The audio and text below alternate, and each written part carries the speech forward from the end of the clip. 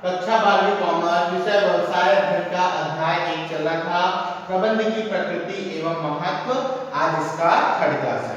ठीक है, आज थर्ड क्लास में नया टॉपिक है प्रबंध की प्रकृति या स्वभाव। प्रबंध का स्वभाव कैसा होता है, प्रबंध के स्वभाव को जानकर ही हम बता पाएंगे या हम समझ सकते हैं कि व्यवसाय के लिए प्रबंध कितना जरूरी है। तो सबसे पहला होता है, जैसा कि पूर्व में कहा जा चुका है कि प्रबंध का विकास मनुष्य के विकास के साथ साथ हुआ है। प्रबंध के उद्गम से लेकर अब तक इसमें अनेक परिवर्तन देखने को मिले। भिन्न रूप व स्वरूप में इसका स्वभाव बदलता रहा।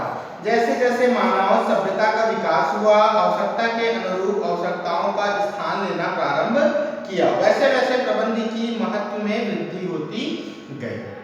जैसे जैसे हमारा विकास हुआ, मानव का विकास हुआ, ये आप भी जानते हैं कि पहले आवश्यकताएं कम थी तो प्रबंध की आवश्यकता नहीं पड़ती थी, किंतु जैसे जैसे मानव का विकास हुआ, मानव ने अपनी आवश्यकताओं को खोजने लगा, तो आवश्यकताओं के साथ साथ क्या हो गया, प्रबंध की भी आवश्यकता या प्रबंध ने भी अपना स्थान लेने लगा। मानव के जीवन में प्रबंध ने भी अपना स्थान लेने लगा। आगे बढ़ता है, अलग अलग प्रबंधकीय शास्त्रों ने अपनी अपनी विचारधारा के अनुरूप प्रबंध की प्रकृति स्वभाव को बताया है। समस्त प्रबंध शास्त्रियों के विचार को बांटते हुए प्रबंध की प्रकृति को स्पष्ट किया है। सबसे पहला होता है प्रबंध विज्ञान एवं कला दोनों के रूप में। प्रबंध को कला भी बोला है और विज्ञान के रूप में भी माना है। विज्ञान जिसमें विशिष्ट ज्ञान का होना आवश्यक है, विशिष्ट ज्ञान जिसमें कारण और परिणाम दोनों हमको प्राप्त होते हैं, है ना। विज्ञान में क्या होता है, हम कारणों का खोज करते हैं और कारणों का खोज करने के बाद हमको उसमें क्या मिलता है, परिणाम प्राप्त होता है। पढ़ रहा हूं, सुनना। किसी विषय का क्रमबद्ध ज्ञान प्राप्त करना विज्ञान कहलाता है। क्रमबद्ध मतलब एक के बाद एक, जैसे हम किसी कारणों को खोजते हैं विशिष्ट ज्ञान के माध्यम से तो उसका परिणाम हमको प्राप्त होता है। विज्ञान कारण और परिणामों के मध्य संबंध बताता है, कारण क्या है और उन कारणों में परिणाम किस प्रकार प्राप्त होगा इसके बारे में बताया। सिद्धांतों के आधार पर व्यवस्थित ज्ञान ही विज्ञान है। कारणों के आधार पर, क्योंकि हम कारण को जाने बिना कोई काम विज्ञान के रूप में काम नहीं कर सकते। पहला, प्रबंध के प्रमुख कार्य नियोजन, संगठन, नियंत्रण, निर्देशन, नियुक्तियों का कार्य निर्बाध गति से निरंतर चलता रहता है। क्योंकि किसी भी व्यवसाय में आप व्यवसाय को चलाने के लिए उस व्यवसाय की सबसे पहले योजना बनाओगे, योजना को निर्धारित करने के लिए, योजना को कार्य रूपांतरण करने के लिए आप संगठन अर्थात कर्मचारियों की व्यवस्था करोगे। कर्मचारियों की व्यवस्था करने के बाद उस कर्मचारियों पर नियंत्रण करोगे कि व्यवसाय का काम सुचारू रूप से चलता रहे, उनको निर्देशन दोगे, है ना। उस कार्य के लिए जो व्यवसाय में जो संगठन की स्थापना करोगे अर्थात कर्मचारियों को समूह में चुनोगे, उसके लिए आपको उनको भर्ती करना पड़ेगा, चुनना पड़ेगा, नियुक्ति करना पड़ेगा। तो ये सभी काम जो क्या है व्यवसाय में निरंतर चलते रहते हैं। आज आप एक योजना बना लिए हो तो उसी योजना को कल फिर आप दूसरे रूप में परिवर्तन करोगे, फिर अगले दिन किसी और योजना के तहत, अर्थात योजना का कार्य निरंतर चलता रहता है। उसके बाद आया है संगठन। संगठन का काम भी निरंतर चलता रहता है।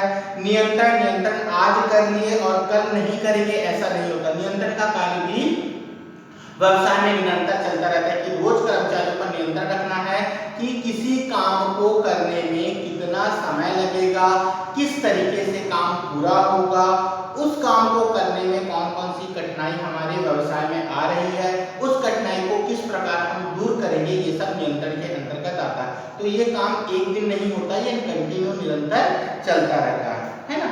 तो निरंतर चलता रहता है अर्थात प्रबंध में कार्य हमेशा चलते रहते हैं। अगला बोलता है प्रबंध विज्ञान के कारणों का प्रभाव परिणामों को निश्चित रूप से पड़ता है। तीसरा बोलता है प्रबंध विज्ञान में अपने निश्चित नियम व सिद्धांत होते हैं। जिस तरह विज्ञान में एक नियम एक सिद्धांत बने होते हैं, वैसे प्रबंध में भी एक नियम और सिद्धांत बने होते हैं।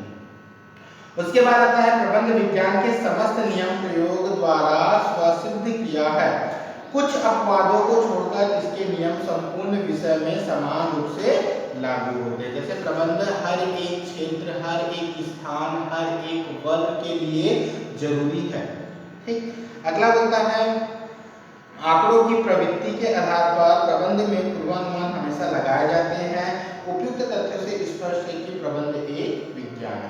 अब आता है अगला, प्रबंध एक कला है। प्रबंध एक कला है। जिस प्रकार इंजीनियर को पुल बनाने के लिए इंजीनियरिंग की कला, नर्तकी को नृत्य करने के लिए नृत्य कला की आवश्यकता पड़ती है, उसी प्रकार प्रबंध करने के लिए प्रबंधकीय कला का ज्ञान निर्वहन आवश्यक है।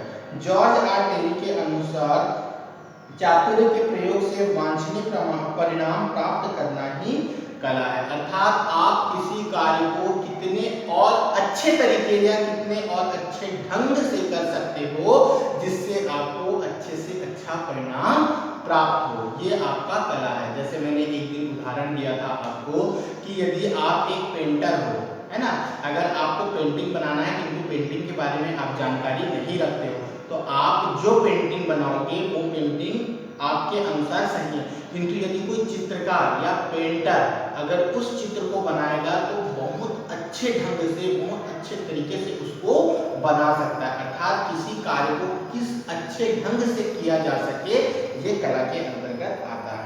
आगे बोलता है उपयुक्त से लगाया जा सकता है, अर्थात अपने ज्ञान व कौशल से किसी कार्य को अच्छे से अच्छा कैसा किया जाए, यह कला बताता है। मैंने बताया ना कि किसी कार्य को आप कितने और अच्छे ढंग से कर सकते हो, है ना। जैसे आप खाना बनाते हो, जनरली अगर घर में कोई नहीं होता और आपको खाना बनाना बोला गया कि आप खाना बना के खा लेना, तो आपका खाना बनाने का तरीका और ये भी जो खाना बनाना जानता है उसका तरीका, दोनों में फर्क होगा।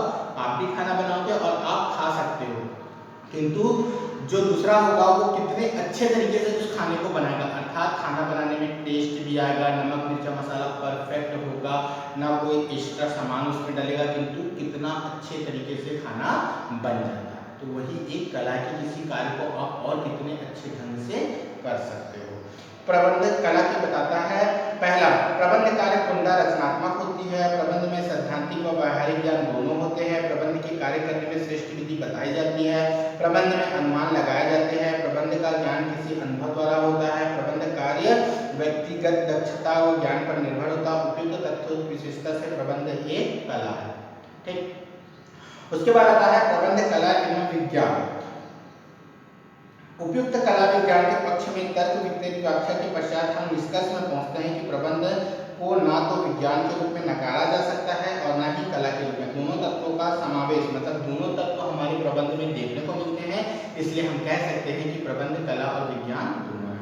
दूसरा होता है प्रबंध एक पेशे के रूप में। पेशे के रूप में अर्थात होता है पेशे में किसी विशिष्ट ज्ञान का होना आवश्यक है। अपने उस ज्ञान और कौशल के कारण वह व्यक्ति एक पेशेवर व्यक्ति कहलाता है। जैसे एक डॉक्टर की पढ़ाई के लिए एक विशिष्ट ज्ञान की आवश्यकता होती है, एक अलग से पढ़ाई की आवश्यकता होती है जिसको मेडिकल की पढ़ाई बोलते हैं। वकील होगा तो वकील के लिए वकालत की पढ़ाई आवश्यक होता है। इंजीनियर होगा तो इंजीनियरिंग की पढ़ाई की आवश्यकता होती है। व्यवसाय का निरंतर विकास होना और प्रबंध का स्वामित्व अलग अलग होने के कारण प्रबंध एक पेशे के रूप में स्वीकार किया जाने लगा या पेशे के रूप में स्वीकार करने के लिए बाध्य होना पड़ रहा। पूर्वी के शब्दों में यद्यपि प्रबंध विज्ञान के पेशे में समस्त लक्षण विद्यमान नहीं है, फिर भी यह विज्ञान पेशे की कुछ विशेषताओं को सम्मिलित करते हुए तत्पर है। विश्व के गतिशील राष्ट्रों में अमेरिका, फ्रांस, ब्रिटेन, रूस, जापान में प्रबंध एक पेशे के रूप में स्वीकार किया जा चुका है। अब भारत में भी पेशे के रूप में स्वीकार करना प्रारंभ हो गया। आज प्रबंध में चिकित्सक, डॉक्टर, प्राध्यापक, चार्टर्ड अकाउंटेंट की तरह पेशे के रूप में स्वीकार किया जा रहा है। ये सब पेशा है, याद रखना ना। शिक्षक हो गया, डॉक्टर हो गया, प्रधान अध्यापक हो गया, है ना, चार्टर्ड अकाउंटेंट हो गया, वकालत हो गया, ये सब पेशा है। ठीक, आगे बोलता है अब किसी उपक्रम में प्रबंध के इसलिए नहीं सौंपा जा सकता कि पूंजीपति के पुत्र व रिश्तेदार। जैसे हम लोग, मेरा बाप बहुत बड़ा बिजनेसमैन था किंतु उसके बारे में मेरे को कोई जानकारी नहीं, तो उसका बिजनेस मुझे मिल जाए ऐसा नहीं हो सकता। आज जिसके पास पेशा है, जो व्यवसाय को अच्छे तरीके से चला सकता है, उसी के हाथ में अपने व्यवसाय को दिया जाता है कि हाँ आप मेरे व्यवसाय में काम करो। ठीक, इस प्रकार से बोला गया। प्रबंध में कुछ गुण, प्रबंध के गुणों को स्पष्ट करें। पेशे के रूप में प्रबंध के गुणों को स्पष्ट करते हुए बताया है कि पेशा का अर्थ, एलन के अनुसार होता है पेशा एक विशिष्ट प्रकार का कार्य है जिसका निष्पादन क्रमबद्ध ज्ञान एवं सामान्य शब्दावली के प्रयोग से किया जा सकता है। क्रमबद्ध ज्ञान अर्थात विशिष्ट ज्ञान जिसको बोला गया है, जैसे मैंने बताया ना डॉक्टर एक पेशा है और डॉक्टर बनने के लिए आपको डॉक्टरी की पढ़ाई अलग से करनी पड़ेगी, है ना। आगे बढ़ता है, कुछ निश्चित परिणामों एवं मान्यता प्राप्त संस्था द्वारा प्रतिपादित आचार संहिता की आवश्यकता होती है। हॉस एंड जॉनसन के अनुसार पेशा एक व्यवसाय है जिसके लिए कुछ विशिष्ट ज्ञान की आवश्यकता होती है।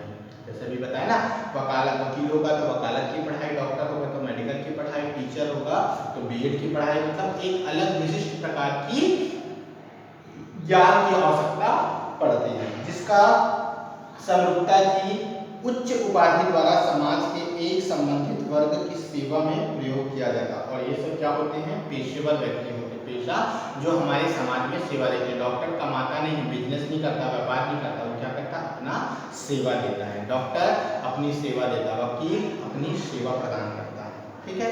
तो ऐसी ये परिभाषा दिया हुआ है। पेशे की विशेषताओं के बारे में बताया है। पेशे में विशिष्ट एवं क्रमबद्ध ज्ञान का होना आवश्यक है। पेशे में तकनीकी ज्ञान, तकनीकी मतलब अनुभव का, बिना प्रैक्टिस, बिना किसी के पास काम किए आपको पेशे का अनुभव नहीं हो सकता।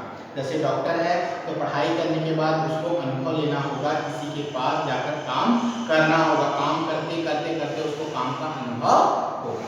अगला होता है, पेशे का उद्देश्य सेवा करना होता है, क्योंकि आपको पता है डॉक्टर, वकील, अध्यापक, टीचर जितने भी होते हैं ये सब सेवा करते, व्यापार नहीं करते, ठीक। उसके बाद आता है, पेशे का ज्ञान कुछ विशिष्ट संस्थाओं में लिया जाता है। जैसे मेडिकल होगा तो मेडिकल की संस्था में होता है, वकालत होगा तो बार काउंसिलिंग का, ये सब एक अलग से संस्था, अलग से एक डिपार्टमेंट बनाया गया है जहाँ पर आप ये ज्ञान को प्राप्त कर सकते हो। अगला होता है, पेशा कार्य बदलते पारिश्रमिक की आवश्यकता है, अनिवार्य नहीं। पेशे कार्य के बदले आपको क्या मिलेगा? पारिश्रमिक मिलेगा, पर ये जरूरी नहीं कि आपको मिले। पेशे के कई खोज अनुसंधान कार्य होते हैं। पेशे के लिए एक आदर्श आचार संहिता का होना आवश्यक है। आगे बढ़ता है, प्रबंध में पेशे की विशेषता। अभी हम लोगों ने विशेषता पढ़ी है केवल पेशे की, अब प्रबंध के लिए पेशे की क्या क्या विशेषता होती है। प्रबंध के पास ज्ञान का समूह है जो दूसरे पर हस्तांतरित किया जा सकता है, ठीक। दूसरा होता है, प्रबंध के आधारभूत सिद्धांत है जिन्हें समझा जा सकता है, जिनको व्यवहार में प्रयोग किया जा सकता है ना। उसके बाद आता है, प्रबंध की भी आचार संहिता होती है जिसका पालन प्रबंधक को करना पड़ता है। एलन ने प्रबंध के गुण में पाया, प्रबंध में विशिष्ट ज्ञान एवं चातुर्य पाया जाता है। प्रबंधकों द्वारा प्रबंध के सिद्धांत का पालन किया जाता है, क्योंकि जो भी प्रबंध का कार्य करता है वो अपने आचार संहिता का पालन जरूर करता है, क्योंकि व्यवसाय में अगर लाभ कमाना है तो अपने द्वारा बनाए गए आचार संहिता का पालन उसको करना पड़ेगा।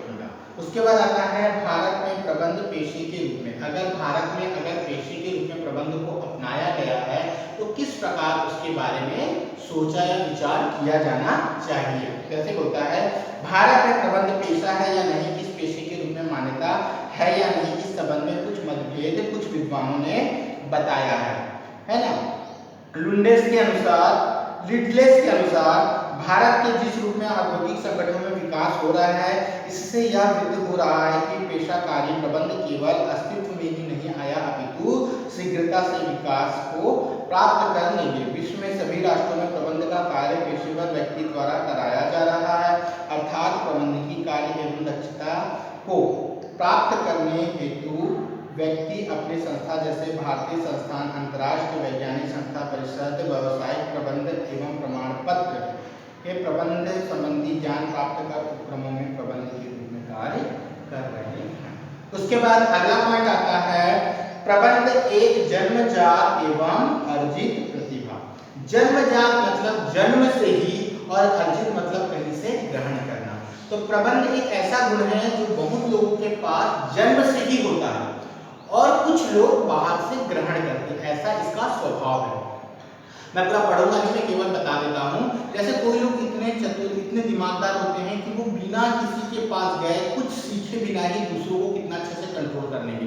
देखना घर में कोई कोई ऐसा व्यक्ति होता है जो बिना कुछ करे, बिना कहीं से ज्ञान प्राप्त करे भी दूसरों पर कितना अच्छे से नियंत्रण कर लेगा। तो ये प्रबंध का ही क्या है, एक गुण है जो जन्म से ही उस व्यक्ति के पास है कि वो दूसरों पर बहुत अच्छे तरीके से कंट्रोल कर लेता। किंतु जिन व्यक्ति के पास ऐसा गुण नहीं होता वो क्या कर सकते हैं, बाहर से किसी संस्थाओं से, मानवीय विश्वविद्यालयों से, कॉलेजों से, ये इस संस्था इस ज्ञान को क्या कर सकते हैं, प्राप्त कर सकते हैं। देखना कोई कोई व्यक्ति ऐसा होता है जो डांसर बोल सकते हो, गायक हो सकते हैं, वो जन्म से ही होता है। देखना छोटे बचपन से ही दूसरे 2 साल 4 साल 5 साल की उम्र से देखना वो डांस करने लगते हैं और वो बहुत अच्छे डांसर होते हैं, है ना। तो ये जन्म से ही उनके पास ऐसा गुण होता है। किंतु कोई कुछ व्यक्ति ऐसे होते हैं जो बचपन से डांस सीखते हैं, जिनको डांस करना नहीं आता वो बाहर से सीखते हैं। अर्थात ये ऐसा एक गुण है डांस का जो जन्म से भी होता है और बाहर से भी सीखा जा सकता है। अर्थात प्रबंध ऐसा एक गुण है जो जन्म से ही किसी व्यक्ति के पास होता है या इसे बाहर से